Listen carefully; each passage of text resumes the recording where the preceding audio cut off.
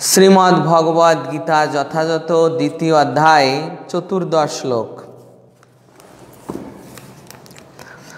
मात्रा स्पर्शास्तु कौन्तेयो शीतोष्ण सुख दुःखदा आगम पायिन नित्यां स्तां तितिक्षस्य भारत। हे कौन्तेय, इंद्रियर संगे विषयेर संयोगेर फले अनित्य सुख और दुखेर अनुभव है। सेगुली ठीक जेन शीत और ग्रीष्म ऋतुर गमनागमनेर मतो। हे भरत कुल प्रदीप, से इंद्रियजात अनुभूतिर द्वारा प्रभावित ना हुए सेगुली सह्य करार चेष्टा करो। तो भगवान एखाने कि बोलছেন देखुन जे इंद्रियर संगे विषयेर संयोगेर फले इंद्रिय इंद्रिय कयटी? इंद्रिय होच्छे 11टी, एकादश इंद्रिय। 5टी कर्मेंद्रिय, 5टी ज्ञानेन्द्रिय, 1टी अंतरेन्द्रिय। 5टी कर्मेंद्रिय बाक पानी पाद पाय उपस्थ। 5टी ज्ञानेन्द्रिय चक्षु कर्ण नासिका जिह्वा त्वक और 1टी अंतरेन्द्रिय सेटा होच्छे मन। এই একাদশ इंद्रियर संगे विषयेर संयोग। विषय माने 5टी विषय रूप रस शब्द स्पर्श गंध। तो मने करुन केउ सुंदर रूप दर्शन करलो, सुंदर रूप सामने एसेছে, এসে इंद्रियर विषय सुंदर रूप सामने एसेছে, के ग्रहण करबे? चक्षुर इंद्रिय। चक्षुर इंद्रिय ग्रहण करबे। हाँ, तारपर सुंदर गंध सुमिष्ट गंध प्रवाहित होच्छे, के ग्रहण करबे? नासिका। सुंदर खाबार सुस्वादु खाबार के ग्रहण करबे? जिह्वा। तेई भावे এই इंद्रियर विषय যখন সামনে আসে তখন इंद्रिय সেই বিষয় ভোগ করার জন্য লালায়িত হয়। एर फले कि है? अनित्य सुख दुखेर अनुभव है। अनित्य सुख दुख माने यदि मने करुन चोखेर सामने बा मुखेर सामने सुंदर खाबार एलो, मुख जखन सेटा ग्रहण करबे तखन तार सुख हबे। अनेक सुख हबे। तो जखन ग्रहण करार पर मने करुन सेई खाबारे कोनो गोलযোগ रयेछे, ओई पेटे जाওয়ার पर जखन पेट व्यथा शुरू हबे तखन सेटा कि दुखेर अनुभव। तेई भावे এই इंद्रियर विषयेर संयोगेर फले अनित्य सुख और दुखेर अनुभव হয়। कोनो विषय लाभ करे मने होच्छे सुख अनुभव होयेछे, और कोनो विषय मने करुन लाभ होयेछे ताते आबार कखनो दुःख হয়। आबार मने करुन जे कोनो विषय लाभ हয়নি, सामने एसेছে অথচ আমি পেলাম না, অথচ আমি পেলাম না, তখন কি হবে? দুঃখ। এই যে सुख एवं दुख है किसेर फले? ओई विषयेर संयोगेर फले, इंद्रियर संगे। इंद्रिय जखन विषयेर संयोगे आसे तखन। तो एई रकम এই বিষয়ের संगे इंद्रियर संयोगेर फले एटा सुख दुःख हबे, एटा अनित्य जिनिस। सेगुली ठीक शीत और ग्रीष्म ऋतुर गमनागमनेर मतो। देखुन এই যে শীতকাল গেল, শীতকাল গেল, এখন এই শীতকালে কি হয়েছে? আমরা গরম জল খেতাম, গরম জলে স্নান করতাম, শীতকালের জন্য সেটা অত্যন্ত সুখের বিষয়, যে গরম জলে স্নান করা, গরম জল খাওয়া, এটা সুখের বিষয়। কিন্তু মনে করুন এখন এই যে গরমকাল আসছে, এখন কি সেই গরম জলে স্নান করতে পারবেন? তারপর গরম জল খাওয়া, এখন সেটা অসহ্য বোধ হবে। হ্যাঁ, মনে করুন গ্রীষ্মের অত্যন্ত উত্তপ্ত প্রকৃতি, সেই সময় বলা হলো যে আপনি গরম জলে স্নান করুন, তাহলে কেমন দুঃখের অনুভব হবে। তা ঠিক এইভাবে যে একটি বিষয়, একই বিষয় শীতকালের জন্য আনন্দদায়ক, গরমকালের জন্য দুঃখের দায়ক। তাই বলছেন ভগবান যে সেগুলি ঠিক, এই যে সুখ দুঃখ ঠিক শীত ও গ্রীষ্ম ঋতুর গমনাগমনের মতো। হে ভরতকুল প্রদীপ, সেই ইন্দ্রিয়জাত অনুভূতির দ্বারা প্রভাবিত না হয়ে সেগুলি সহ্য করার চেষ্টা করো।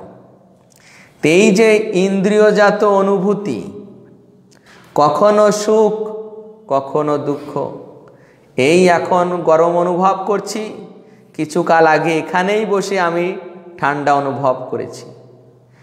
তো ঠিক এমনই হচ্ছে ইন্দ্রিয়জাত সুখ। তা ভক্তি জগতে আমি যখন এসেছি, তো এই যে ইন্দ্রিয়জাত সুখ দুঃখ, এটা কেবল দেহের,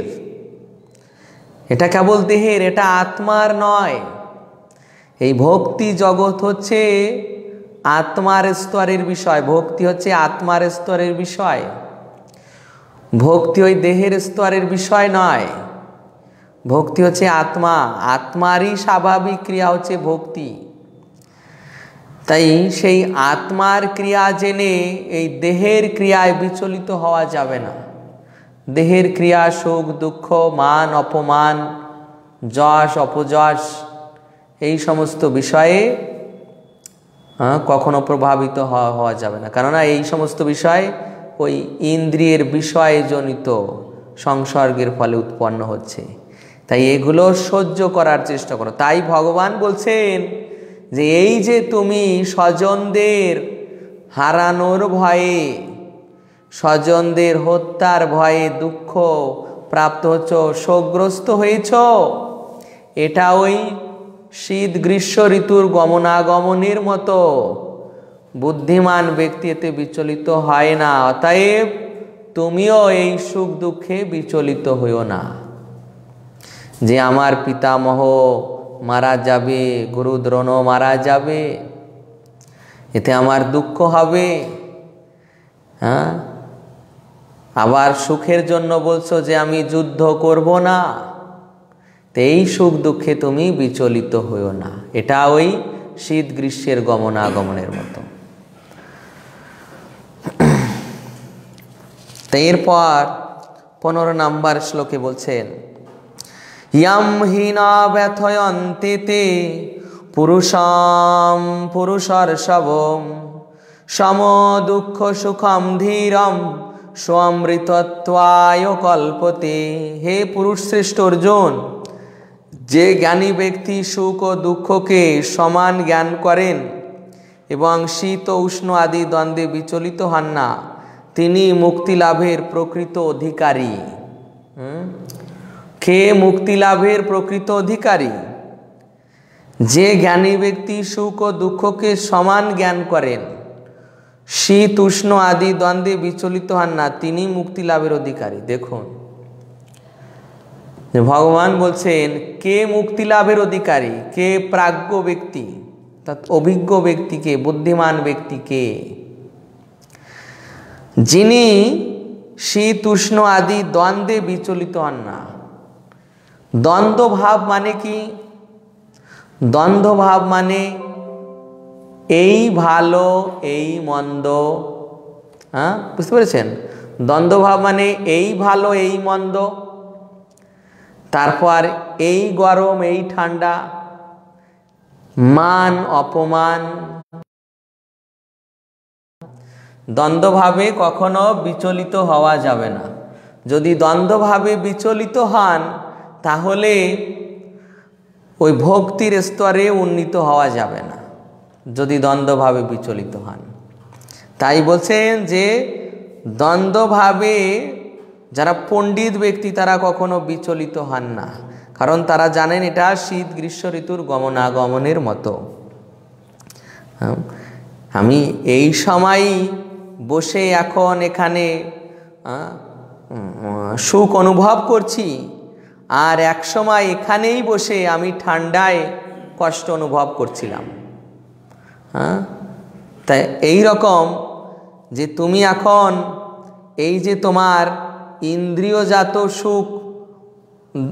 সুখ অনুভব করছিলে, যে আমার পিতামহ আছে, আমার গুরুদ্রোণও আছে, সুখ অনুভব করছিলে যে আমি যুদ্ধ করব না, তাদের নিয়ে সুখে থাকব। আবার এখনই দুঃখ অনুভব করছো যে তাদের হত্যা হলে আমি সে দুঃখ সহ্য করতে পারবো না। তো এই যে একই সময়ে সুখ এবং দুঃখ অনুভব করছো, তো এই রকম সুখ এবং দুঃখে বুদ্ধিমান ব্যক্তিরা বিচলিত হন না। এটা শীত বা গ্রীষ্ম ঋতুর গমনাগমনের মতো। পণ্ডিত ব্যক্তিরা এতে কখনো বিচলিত হন না, যারা মুক্তি লাভের অধিকারী। যারা মুক্তি লাভের অধিকারী, তো তুমি যদি মুক্তি লাভের অধিকারী হতে চাও তাহলে তোমাকেও এইভাবে বিচলিত হওয়া যাবে না। মুক্তি লাভের অধিকারী কারা? প্রথমেই তাদের বৈশিষ্ট্যে আসবে যে সুখে দুঃখে সমভাব। মুক্তি লাভের অধিকারী ব্যক্তিদের বৈশিষ্ট্য প্রথমেই আসবে যে সুখে দুঃখে সমভাবাপন্ন। তারপর ভগবদ্গীতায় শ্লোক পড়েছেন, ব্রাহ্মণে গোবী হস্তিনী শুনি চৈব সপাচে স পণ্ডিতা সমদর্শিনা। পণ্ডিতা সমদর্শী। তারপর সুখে দুঃখে অবিচলিত। এই হচ্ছে পণ্ডিত ব্যক্তির অধিক বৈশিষ্ট্য, তাদের যে বিশেষত্ব, যে তারা সুখ দুঃখে অবিচলিত। এই দ্বন্দ্বভাবে তারা অবিচলিত, তিনি মুক্তি লাভের অধিকারী।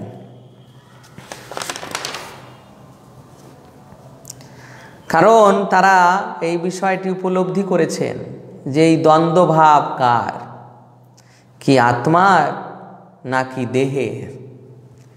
যে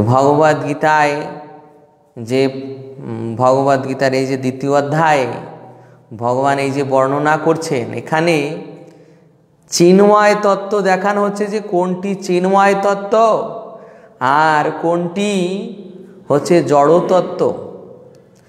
জড়তত্ত্বের বিষয়গুলি কি, চিন্ময় তত্ত্বের বিষয়গুলি কি। এ হচ্ছে সাংখ্য দর্শন। জড় থেকে চিন্ময়ের অস্তিত্ব পৃথকীকরণ।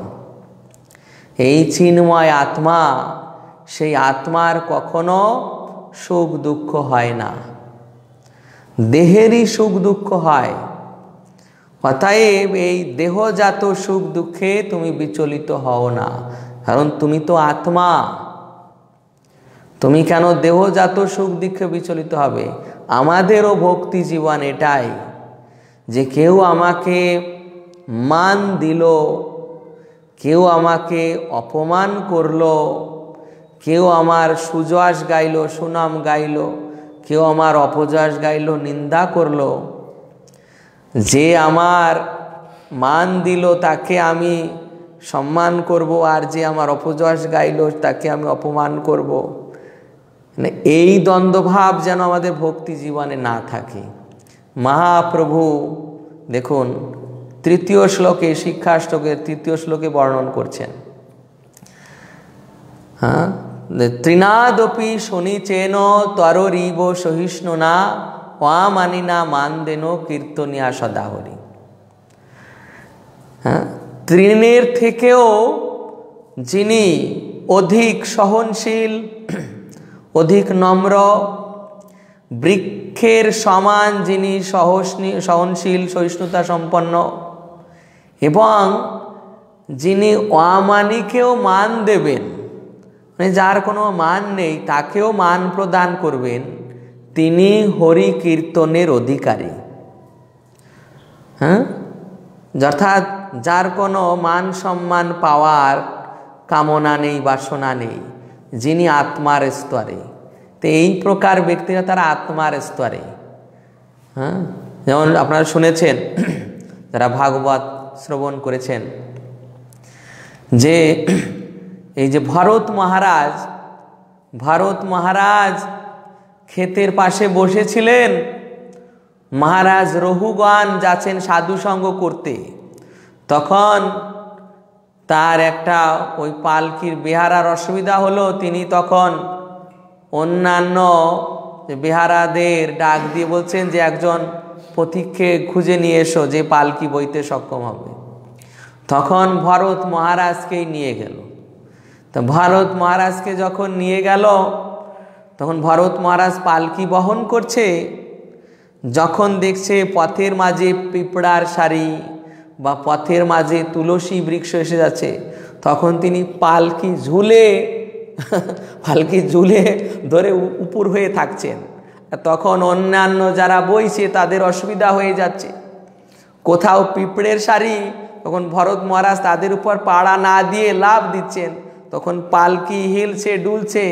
আর রঘুগণ তখন রাজামশাই তিনি অত্যন্ত বিরক্ত বোধ করছেন আর গালিগালাজ করছেন যে তুমি কি, হ্যাঁ ভাই, তুমি তো বৃদ্ধ হয়ে গিয়েছ, তুমি পালকি বহন করতে পারছো না। প্রথমে ব্যঙ্গোক্তি করছেন, তারপর বলছেন যে আরে তোমার কি কোনো ভয় নেই? আমি চক্রবর্তী সম্রাট, তোমার শাস্তি বিধান করে দিব, তোমার চিকিৎসা করে দেবো, এই বলছে তোমার চিকিৎসা করে দেব। তখন ভরত মহারাজ পালকি ছেড়ে দিয়ে দাঁড়িয়েছেন, তখন রঘুগণ বের হয়ে এসে দেখছেন। তখন ভরত মহারাজ বলছেন, হে মহারাজ, আপনি কার চিকিৎসা করবেন? আপনি কার চিকিৎসা করবেন? আমি তো দেহ নই, আমি দেহ নই, দেহই এই সুখ দুঃখ ভোগ করে। আপনি দেহকেই শাস্তি দিতে পারেন, আপনি আমার আত্মাকে শাস্তি দিতে পারেন না।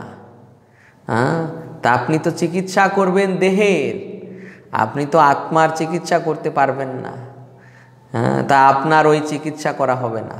তো এইভাবে যে দেহেরই এই সুখ দুঃখ, আত্মার নয়, তা আমাদের এই ভগবত ভক্তি ঠিক ওই আত্মার স্তরে, আত্মা স্তরে সেই আত্মার সেবা, আত্মার স্বাভাবিক বৃত্তি সেবা করা। তো সেইভাবে আমাদের যখন এই উপলব্ধি হবে যে আমরা আত্মার স্তরে আমাদের এই দেহজাত সুখ সুবিধা, মান অপমান, নাম যশ, এগুলো আমাদের কোনো পারমার্থিক উপলব্ধিতে সহায়ক নয়, তখন আমরা তখন মুক্তি লাভের অধিকারী হব, মুক্তি লাভের যোগ্য হব।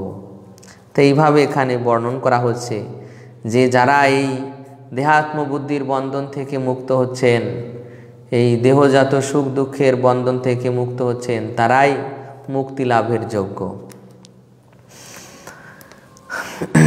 এরপর 16 নম্বর শ্লোক, না শত বিদ্যতে ভাব, না ভাব বিদ্যতে শত, উভয়োরপি দৃষ্টান্ত স্তনয়স্তত্ত্বদর্শিভি। যারা তত্ত্বদ্রষ্টা তারা সিদ্ধান্ত করেছেন যে অনিত্য জড়বস্তুর স্থায়িত্ব নেই, নিত্য বস্তু আত্মার কখনো বিনাশ হয় না।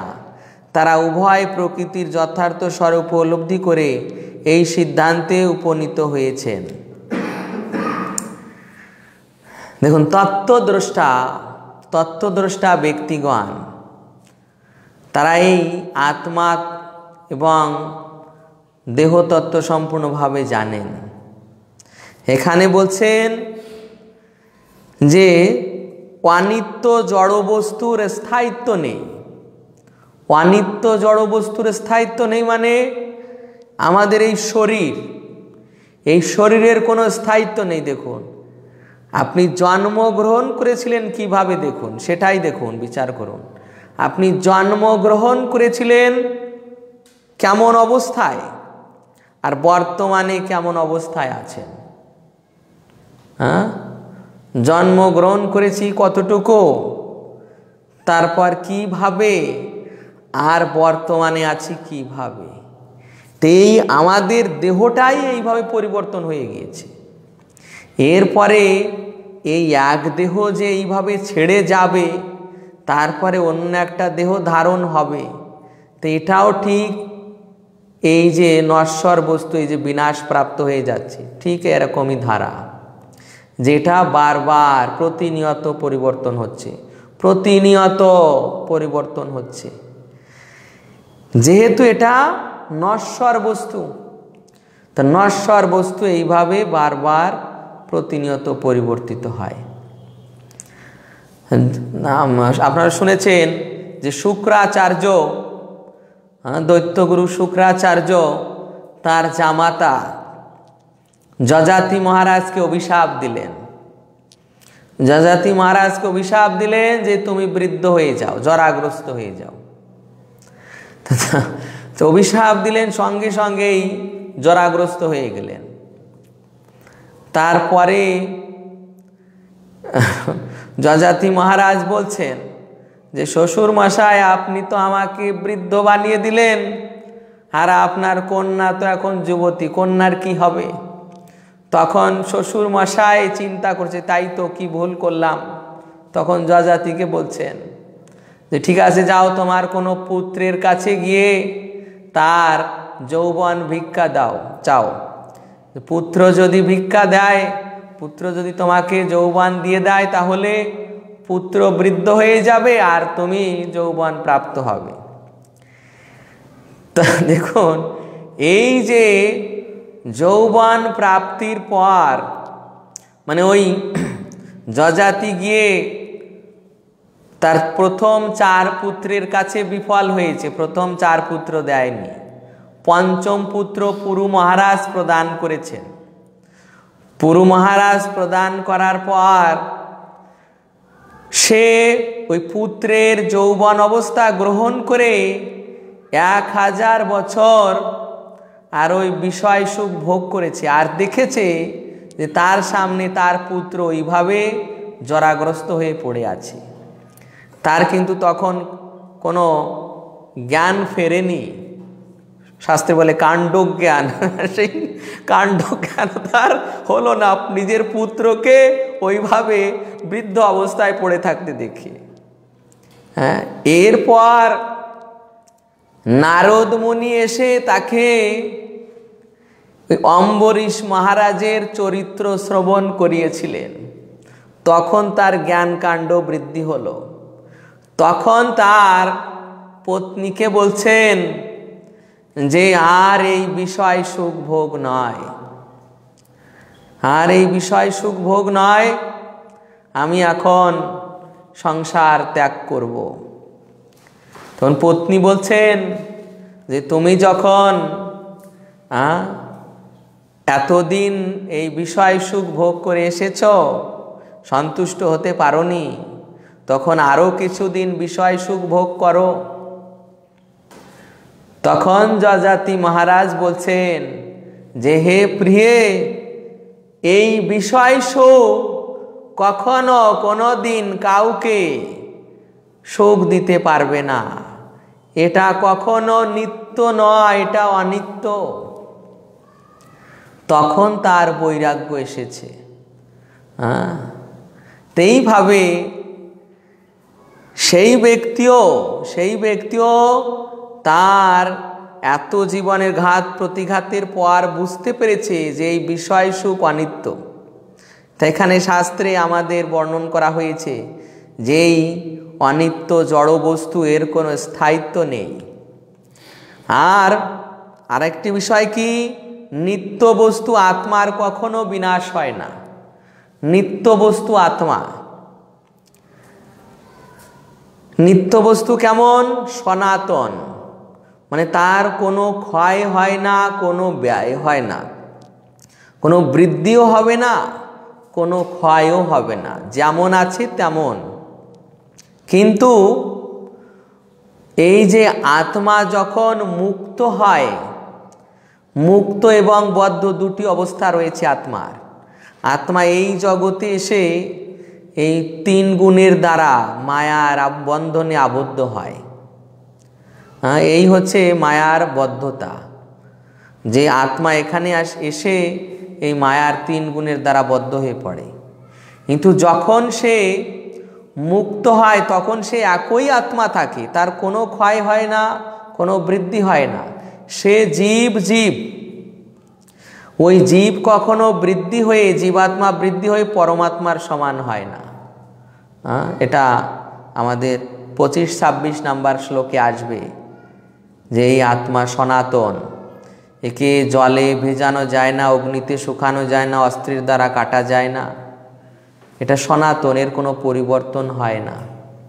তো এইভাবে এই আত্মা হচ্ছে নিত্য বস্তু, এর কখনো বিনাশ হয় না। তাই ভগবান বলছেন যে এই যে তুমি তোমার গুরুদেব, তোমার পিতামহ এদেরকে হত্যা করতে চাইছো না,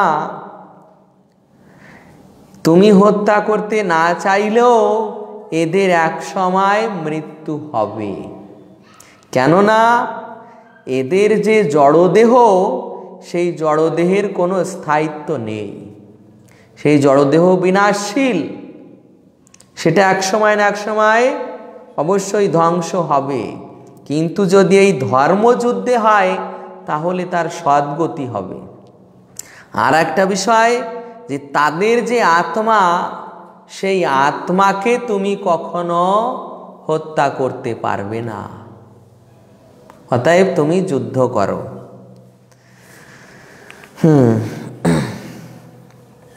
এরপর ৭ম শ্লোক, অবিনাশী তু তদ্বিদ্ধি যেন সর্বমিদম ততম বিনাশমব্যয়স্য ন কশ্চিৎ কর্তুমর্হতি।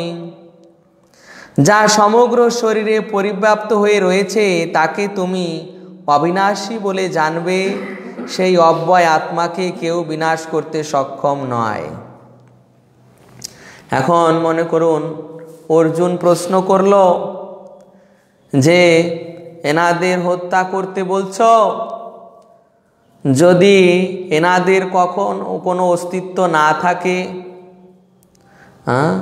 এনাদেরকে তুমি মারতে বলছো, হত্যা করতে বলছো, এনাদের যদি হত্যা করার পর কোনো আর অস্তিত্ব না থাকে, এনাদের যদি বিনাশ হয়ে যায় তাহলে কি হবে? তখন ভগবান বলছেন যে এই যে শরীরে আত্মা রয়েছে, এই আত্মাকে কেউ বিনাশ করতে পারে না। এবং শরীরে যে এই আত্মা রয়েছে এটি তুমি বিশ্বাস করো, প্রত্যেক শরীরে এই আত্মা রয়েছে। কেননা প্রত্যেক শরীরে এই যে চেতনশীল দেখুন, এই শরীরের বৃদ্ধি হচ্ছে, তারপর এই শরীর দ্বারা অন্য শরীর সৃষ্টি হচ্ছে, ক্ষয়প্রাপ্ত হচ্ছে, চলাফেরা করছে, কথা বলছে। অতএব এই শরীরে প্রাণ রয়েছে। যদি এই শরীরে প্রাণ বা আত্মা না থাকতো তাহলে এই শরীরটা বৃদ্ধিপ্রাপ্ত হতো না। দেখেছেন আপনারা পাহাড়, এই পর্বতগুলো বৃদ্ধিপ্রাপ্ত হয়। কেউ মনে করতে পারে যে পর্বতগুলো জড় নয়। পর্বত এগুলোর এক সময় পাখা ছিল। আপনারা ভাগবতের থেকে জানবেন যে এই পর্বতের এক সময় পাখা ছিল, তারা এখানে ওখানে উড়ে চলে যেত। এবং এই পর্বতদের রাজাও রয়েছে। এই যে হিমালয় পর্বত, তারপর যে সমস্ত পর্বত রয়েছে আমাদের, এদের পাখা ছিল, ইন্দ্র তার বজ্রের দ্বারা সংহার করে দিয়েছেন। যেহেতু এরা ওই এক স্থান থেকে উড়ে অন্য স্থানে গিয়ে বসতো, এই জন্য এদের পাখা কর্তন করা হয়েছিল। তো এদেরও প্রাণ রয়েছে, এরাও বৃদ্ধিপ্রাপ্ত হয়। তো এদের হচ্ছে কি, এই দেহটা বৃদ্ধিপ্রাপ্ত হচ্ছে না, আত্মা, আত্মা কারো বৃদ্ধিপ্রাপ্ত হয় না। সেই আত্মা অবিনাশী, সেই আত্মাকেও কেউ বিনাশ করতে পারে না। একটা প্রকৃষ্ট উদাহরণ দেখেছেন আপনারা, যে দেবাদিদেব মহাদেব ধ্যানে বসে আছেন, দেবাদিদেব মহাদেব ধ্যানে বসে আছেন, সেখানে মহাদেবের ধ্যান ভাঙানোর জন্য স্বয়ং কামদেব এবং রতিদেবী এসেছিলেন। তো কামদেব এসে তার বাণ নিক্ষেপ করেছেন মহাদেবের উপর। তো মহাদেব তখন ক্রোধান্বিত হয়ে তার তৃতীয় নয়ন, মানে ভ্রু যুগলের মাঝখানে যে নয়ন, সেই নয়ন খুলেছেন। তা নয়ন যখন খুলেছেন, ওই যে কামদেব ওখানে ভস্মীভূত হয়ে গেল, মহাদেবের ওই তৃতীয় নয়নের অগ্নির প্রভাবে ভস্মীভূত হয়ে গেল। তো এই যে সে ভস্মীভূত মানে ছাই হয়ে গেল, তার ওই শরীর পুড়ে ছাই হয়ে গেল, কিন্তু তার আত্মা নষ্ট হলো না। সেই যে কামদেব পরবর্তীতে তিনি কি হলেন, প্রদ্যুম্ন, রুক্মিণী দেবীর পুত্র প্রদ্যুম্ন রূপে তিনি জন্মগ্রহণ করলেন। সেই যে আত্মা, এইভাবে সেই আত্মা কখনো নষ্ট হয় না। মহাদেবের ওই অগ্নিও ওই আত্মাকে নষ্ট করতে পারল না। ক্রোধে তার শরীর নষ্ট হয়ে গেল, কিন্তু আত্মা নয়। তাই বলছেন যে এই আত্মা কখনো নষ্ট হয় না কোনো কিছুর দ্বারা, অস্ত্র শস্ত্র আদি কোনো কিছুর দ্বারা নষ্ট হয় না। আত্মার আয়তন কেশাগ্রের 10 সহস্র ভাগের 1 ভাগ, যাকে সাধারণ দৃষ্টিতে দর্শন করা যায় না।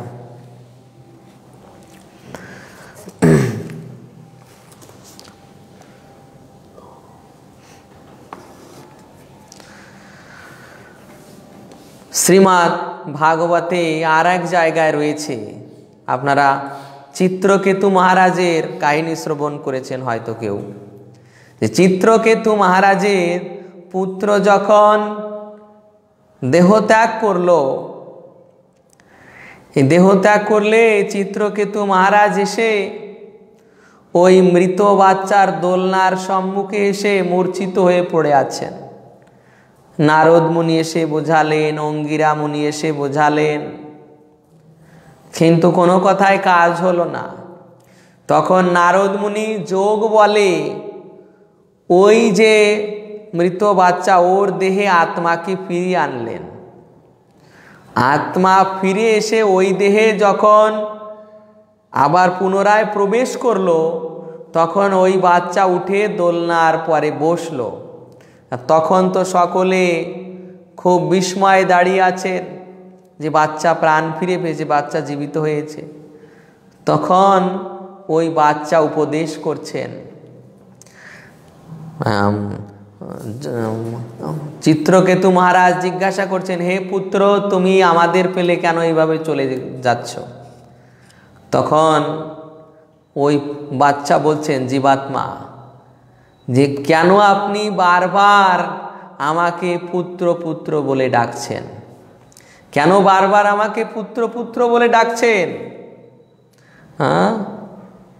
আমি আপনার পুত্র ছিলাম, আর আপনার পুত্র নেই। দেখুন, ওই শরীরে যতদিন ছিল ওই জীবাত্মা ততদিনই পুত্র ছিল। তাই ওই পুত্র বলছেন যে আমি যতদিন জীবিত ছিলাম ততদিনই আপনার পুত্র ছিলাম, আর এখন আমার এখানের সময় শেষ হয়েছে, আমি অন্যত্র যাচ্ছি, তাই আর আমি আপনার পুত্র নেই। একই জীবাত্মা ওই শরীরে ছিল তাই পুত্র, আর ওই শরীরে নেই এখন পুত্র নয়। তাই ওই শরীরটা অনিত্য। ওই শরীরের ভিতর যিনি আছেন তিনি নিত্য, তার কখনো পরিবর্তন হয় না। তো এইভাবে আত্মার কখনো মৃত্যু হয় না, আত্মা অবিনাশী, তিনি কেবল বারবার দেহ পরিবর্তন করেন। অষ্টাদশ শ্লোক। অন্তবন্ত ইমে দেহা নিত্যাসক্ত শরীরিণ অনাশীন প্রমেয়স্য তস্মাদ যুধস্য ভারত। অবিনাশী অপরিমেয় শাশ্বত আত্মার জড়দেহ নিঃসন্দেহে বিনাশশীল, অতএব হে ভারত, তুমি শাস্ত্রবিহিত স্বধর্ম পরিত্যাগ না করে যুদ্ধ করো। অবিনাশী আত্মার বৈশিষ্ট্য। অবিনাশী মানে এই আত্মার কখনো বিনাশ হয় না, কেউ তাকে জ্বালাতে পারে না, পোড়াতে পারে না, যেমন দেবাদিদেব মহাদেব পারেনি। অপরিমেয়, অপরিমেয় মানে তাকে পরিমাপ করা যায় না। হ্যাঁ, আত্মাকে সাধারণভাবে পরিমাপ করা যায় না। তারপর শাশ্বত, শাশ্বত মানে নিত্য। হ্যাঁ, আমরা এর আগেই পড়েছি যে আত্মা কখনো তার স্বতন্ত্র অস্তিত্ব বিনাশ করে না। আত্মা কখনো তার স্বতন্ত্র অস্তিত্বের বিনাশ করে না, সে সর্বদা নিত্য। তো এইভাবে আত্মা এই দেহে নিত্য, শাশ্বত, অপরিমেয় এবং বিনাশশীল। অতএব হে ভারত, অতএব হে অর্জুন, তুমি এই যে যুদ্ধ ত্যাগ করার যে সংকল্প করেছ, সেই সংকল্প ত্যাগ করো। সেই সংকল্প ত্যাগ করে তুমি যুদ্ধ করো, কারণ তুমি কাউকে হত্যা করতে পারবে না। তুমি কাউকে হত্যা করতে পারবে না, কেননা হত্যা হয় বা সংহার হয় দেহের, আত্মার কখনো সংহার হয় না। অতএব তুমি যাদেরকে চিন্তা করছো এরা তোমার পিতামহ, গুরুদেব, কৃপাচার্য, কুলগুরু, এদের হত্যা করবে না, এদের হত্যা তোমার দ্বারা হবে না, কেন এরা দেহ নয়, এনারা আত্মা। ওই আত্মা কখনো, আত্মার কখনো হত্যা হয় না। হ্যাঁ, বিনাশ হয় দেহের, তা দেহের আজ বিনাশ হলেও হবে, কাল বিনাশ হলেও হবে, যেটা বিনাশশীল বস্তু। কিন্তু আজ বিনাশ হলে কি হবে, তারা এই ধর্মযুদ্ধে প্রাণ ত্যাগ করে সদ্গতি লাভ করবে। তো এটা তাদের জন্য উপকারী হবে, তা তুমি এটা করো। এইভাবে ভগবান এখানে যুদ্ধ করার পরামর্শ দিচ্ছেন যে তুমি স্বধর্ম পরিত্যাগ না করে যুদ্ধ করো।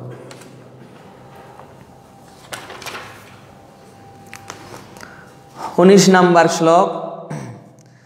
ইয়ায়নম বেত্তি হন্তারম যস্যৈনম মন্যতে হতম উভৌ তৌ ন বিজানিত নায়ম হন্তি না হন্যতে।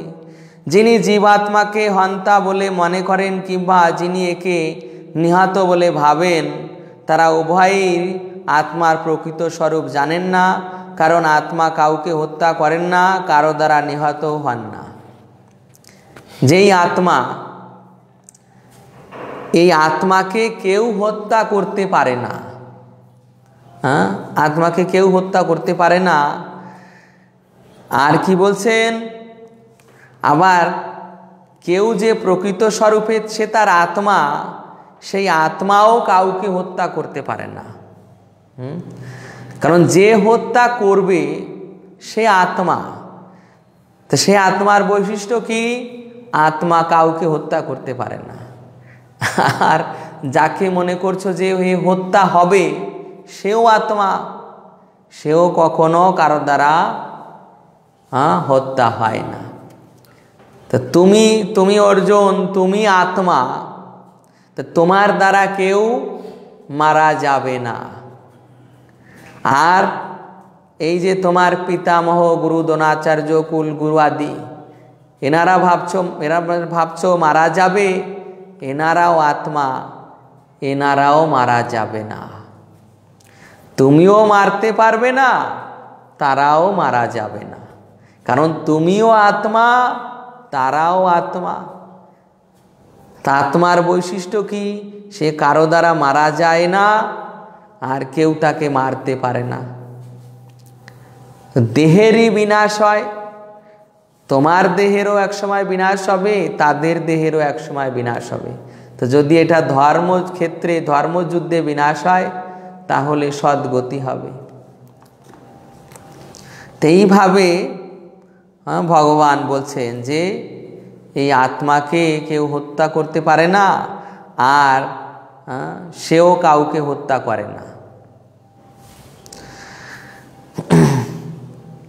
এরপর 20 নম্বর শ্লোক, ন জায়তে ম্রিয়তে বা কদাচিন নায়ম ভূত্যা ভবিতা বা ন ভূয় অজো নিত্য শাশ্বতয়ম পুরাণো ন হন্যতে হন্যমানে শরীরে। আত্মার কখনো জন্ম হয় না বা মৃত্যু হয় না, অথবা পুনঃ পুনঃ তার উৎপত্তি বা বৃদ্ধি হয় না। তিনি জন্মরহিত, শাশ্বত, নিত্য এবং পুরাতন হলেও চিরনবীন। শরীর নষ্ট হলেও আত্মা কখনো নষ্ট হয় না।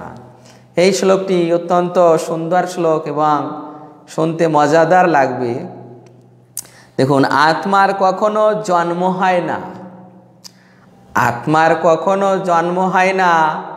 যারা এই তত্ত্ব নেবেন, যারা এই তত্ত্ব নেবেন, তারা যেন নিজেদের জন্মদিন পালন করার জন্য ছোটাছুটি না করেন। হরে কৃষ্ণ। নিজেদের জন্মদিন পালন করার জন্য যেন ছোটাছুটি না করেন, কেননা আপনারা তো আত্মা, আপনারা দেহ নন। তা কেন দেহের জন্মের জন্য এত ব্যস্ত করবেন, এত ব্যস্ততা কেন হবেন? এখানে বলেই দিচ্ছে যে আত্মার কখনো জন্ম হয় না। তা আপনি তো আত্মা, আপনি তো দেহ নন। তা এটা, এই বিষয়টি আমাদের মহারাজ হিজ হোলিনেস রাধা গোবিন্দ গোস্বামী মহারাজ তিনি বর্ণন করছেন যে আমাদের জন্ম গ্লোরিয়াস নয়। আমরা যে আমাদের জন্মদিন পালন করি, আমাদের জন্মটা গ্লোরিয়াস নয়। ভগবানেরই আবির্ভাব গ্লোরিয়াস, ভগবানেরই জন্মদিন মানে আবির্ভাব তিথি গ্লোরিয়াস, আর আমাদেরটা গ্লোরিয়াস নয়।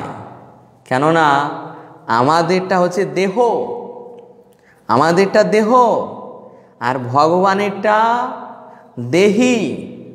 ওই ভগবানের যে দেহ, ওটা হচ্ছে দেহি, মানে আত্মা, পুরোটাই আত্মা। আর আমাদেরটা হচ্ছে দেহ।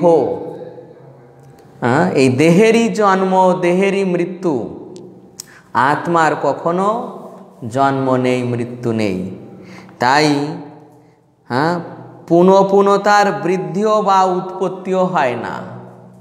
তো পুনঃ পুনঃ উৎপত্তি, যে আত্মা এখানে জন্মগ্রহণ করলো আবার ওখানে জন্মগ্রহণ করলো, না, সেই আত্মা একই আছে।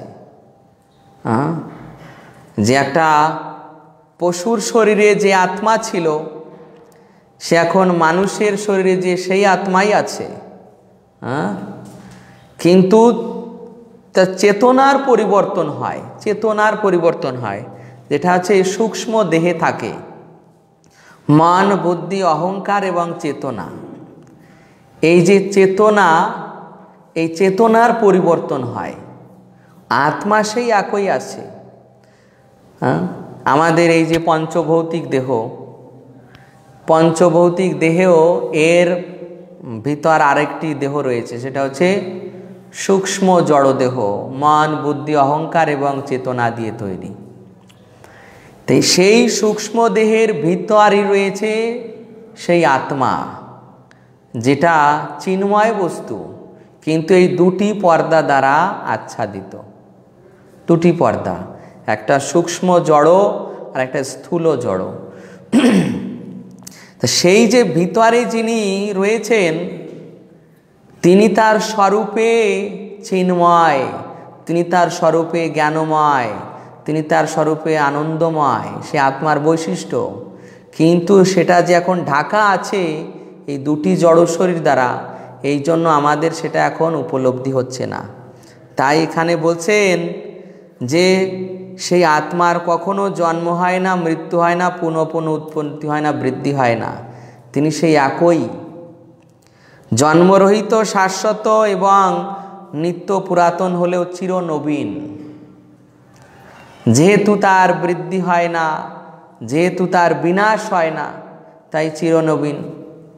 হ্যাঁ, দেখেছেন ভগবান, ভগবান কেমন, ভগবান কেমন? তিনি তার চিন্ময় ধামে সর্বদা নবকিশোর নটবর। এই জগতেও আপনারা দেখেছেন যে ভগবান যখন এসেছেন তখন তিনি ওই সর্বদাই 16 বছর বয়স্ক। হ্যাঁ, তিনি আর কখনো বৃদ্ধ হননি, তার চুল পাকেনি, দাঁত নড়েনি, এইসব কিন্তু তার কিছু হয়নি। কেননা ভগবানের ওই যে দেহ, ওটা হচ্ছে দেহি, ভগবান ওটা চিন্ময় আত্মা, পরমাত্মা। আর আমাদের এই যে বৃদ্ধ হলেই বুঝতে পারবেন চুল পেকে যাচ্ছে, দাঁত নড়ে যাচ্ছে, এগুলো হচ্ছে দেহের বৈশিষ্ট্য, এগুলো আত্মার বৈশিষ্ট্য নয়। আপনি এই যে বৃদ্ধ হয়ে মারা গেলেন, বৃদ্ধ হয়ে কেউ মারা গেল, আপনারা হয়তো শুনে থাকবেন জাতিস্বর বলে কিছু ব্যক্তি আছে। জাতিস্বর, জাতিস্বর, জাতিস্বর মানে যারা পূর্ব জীবনের কথা বলতে পারেন। আপনারা গীতা স্টাডি যে বইটা পড়েছেন সেখানে এই কলকাতার একটি মেয়ে, একটি কন্যার বর্ণনা আছে। হ্যাঁ, জাতিস্বর, সে তার পূর্ব জীবনে কোথায় ছিল সে তার পিতাকে নিয়ে গেল, দেখিয়ে দিল যে এই আমার পতি, এই আমার কন্যা। হ্যাঁ, গীতা স্টাডি কোর্সের বইটায় আছে। তা এই যে সে বৃদ্ধ হয়ে মারা গেল, বৃদ্ধ হয়ে মারা গেল, শরীরটা ওখানে চলে গেল, তথাপি পরবর্তীতে গিয়ে সে আর একটা শরীর লাভ করে সে তখন বলছে যে আমার পূর্ব জীবনের পতি ছিল, এ আমার কন্যা ছিল। তো এই যে একই আত্মা, হ্যাঁ, এখানে এই জড় শরীর প্রাপ্ত হয়ে বৃদ্ধ অবস্থা প্রাপ্ত হয়েছে, আত্মা কিন্তু বৃদ্ধ হয়নি, আত্মা কিন্তু সেই ঠিকই আছে। তো এইভাবে আত্মার কখনো পরিবর্তন হয় না, আত্মা অবিনাশী, আত্মার কখনো বিনাশ হয় না, দেহেরই বিনাশ হয়। অতএব হে অর্জুন, তুমি এই দেহের বিনাশে তুমি বিচলিত, এরা এই যুদ্ধক্ষেত্রে প্রাণত্যাগ করবে, এদের বিনাশে তুমি বিচলিত হয় না, কারণ এরা কেউ মারা যাবে না, এরা সকলে আত্মা। এই আত্মা, এরা এখন যেমন আছে ওই অতীতেও ছিল, ভবিষ্যতেও থাকবে। তো এখানেই বিশ্রাম রাখা হচ্ছে। যদি আপনাদের কোনো প্রশ্ন থাকে তাহলে জিজ্ঞাসা করতে পারেন। হরে কৃষ্ণ।